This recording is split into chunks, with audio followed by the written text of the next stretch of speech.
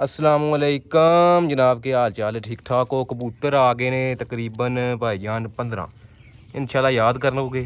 कबूतर जेडे ने शौक कराने वाले ते चस कराने वाले कबूतर आए ने।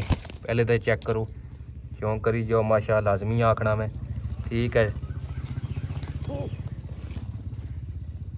काला कबूतर सी ये, बड़ा सोहना, चेक करी जाओ,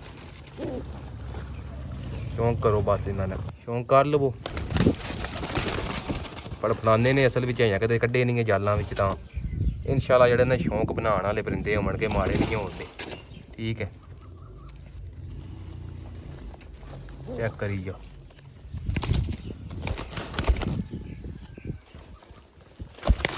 लाखी कबूतरी है, चेक करो।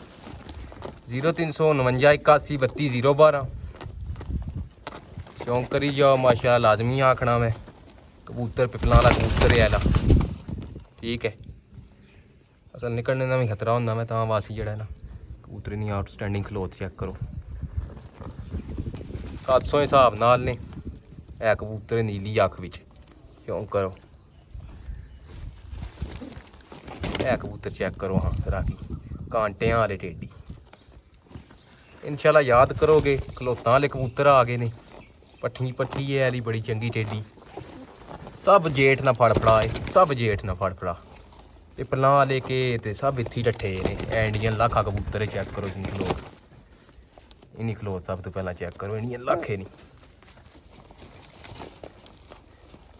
चस्का पार्टी थोड़ी परहेज करे, 15 ने अगू दस छुड़िया तमानू सारा, पूरे हो गए।